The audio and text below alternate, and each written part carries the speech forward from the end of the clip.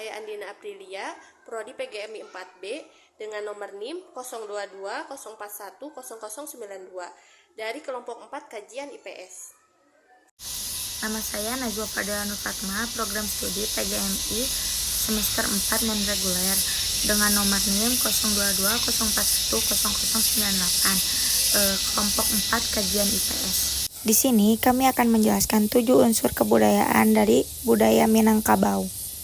Suku Minangkabau atau Minang merupakan sebuah kelompok etnis di Nusantara yang berbahasa sekaligus menjunjung tinggi nilai adat Minangkabau.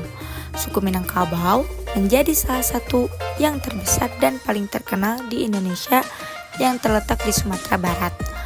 Wilayah kebudayaan dari Minangkabau meliputi daerah bagian Sumatera Barat, separuh di daratan Riau, bagian utara Bengkulu, bagian barat Jambi, pantai barat Sumatera Utara, barat daya Aceh, serta negeri Sembilan di Malaysia.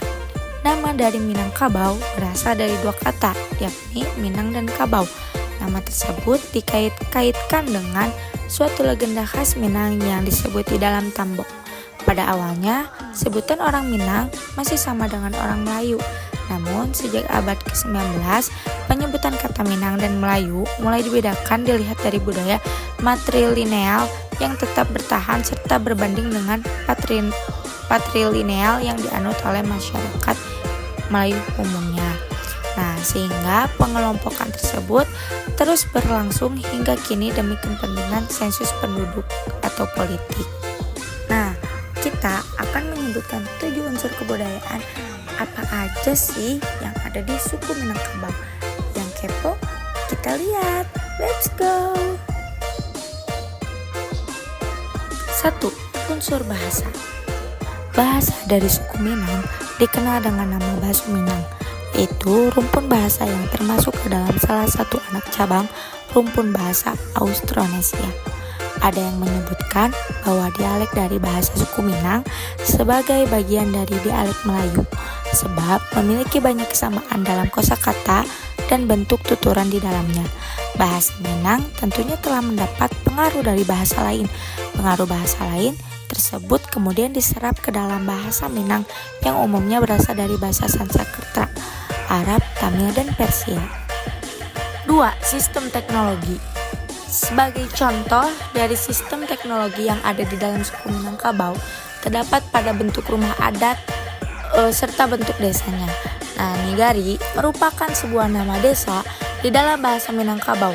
Nigari sendiri ialah kediaman utama yang dapat dianggap sebagai pusat desa.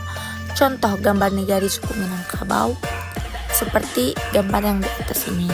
Nah, rumah gadang merupakan rumah adat dari suku Minangkabau, memiliki bentuk yang memanjang serta memiliki atap yang mirip dengan tanduk kerbau. Nah, contohnya seperti ini, rumah gadang yang ada di Minangkabau. 3. Sistem pencaharian. Nah, mayoritas dari rakyat Minangkabau hidup dengan mengandalkan bidang pertanian dan bercocok tanam. Nah, untuk rakyat yang tinggal di daerah laut maupun danau, hidup melalui pelayaran. Terdapat juga masyarakat Minangkabau yang hidup dengan mengandalkan berdagang hasil kerajinan tangan dan berdagang makanan.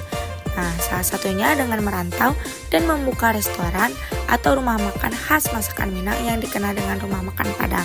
Seringkali di daerah manapun kita sering menemukan rumah makan Padang ya.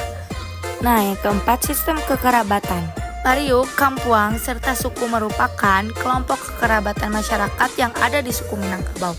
Nah, etnis dipimpin oleh seorang penghulu suku, serta Kampuang yang juga dipimpin oleh penghulu Andiko atau dikenal juga dengan Datua Kampuang. Nah, tanggung jawab dalam pembiayaan acara perkawinan seluruhnya dilimpahkan kepada pihak perempuan karena suku Minangkabau menganut sistem matrilineal. Nah, di dalam suku Minangkabau juga, sistem poligami merupakan hal yang tidak dilarang. 5. Sistem pengetahuan. Saat usia 7 tahun, anak laki-laki di Minangkabau sudah meninggalkan rumah mereka dan tinggal di dalam surau atau tempat mereka belajar mengenai adat Minangkabau dan juga ilmu agama Islam. Nah, ketika mereka sudah beranjak dewasa, selanjutnya mereka akan meninggalkan kampung serta menimba ilmu atau pengalaman di luar kampung atau desa.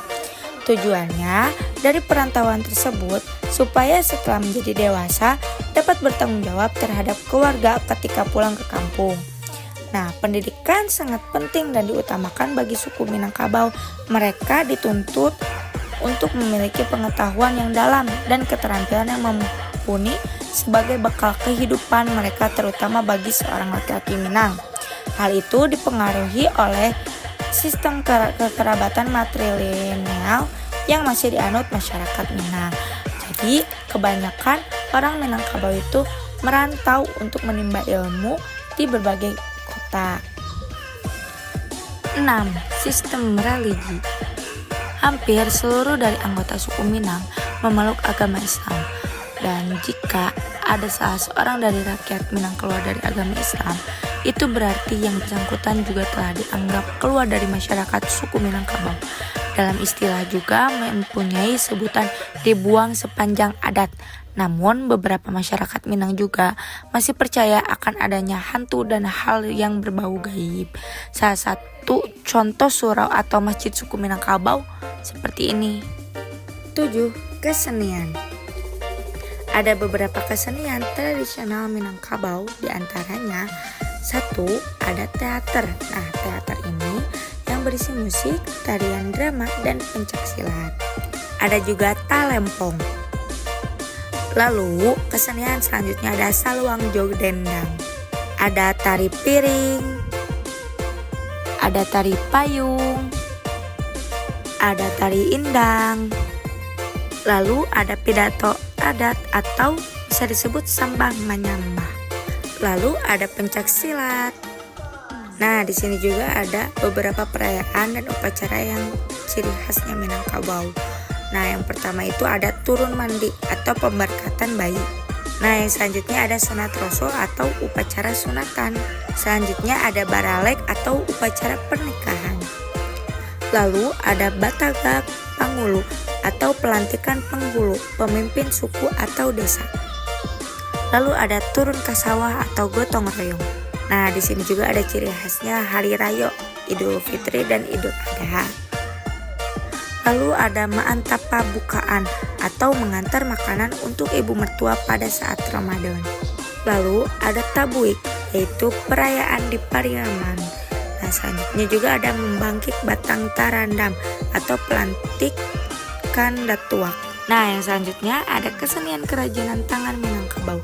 Nah, yang pertama ada kain songket, tenun dengan cor akrumit yang ditenun dengan tangan dari benang emas atau perak, dipakai oleh bangsawan. Nah, selanjutnya ada kesenian sulaman dan ada pahatan emas dan perak, dan yang terakhir ada ukiran kayu. Nah, walaupun banyak sekali perbedaan budaya, seharusnya kita tidak memisahkan satu sama lain. Nah, melainkan keragaman budaya membawa kekuatan kolektif yang dapat bermanfaat bagi seluruh umat manusia. Sekian dari kami, mohon maaf bila banyak kesalahan dan kekurangannya. Terima kasih atas perhatiannya. Assalamualaikum warahmatullahi wabarakatuh.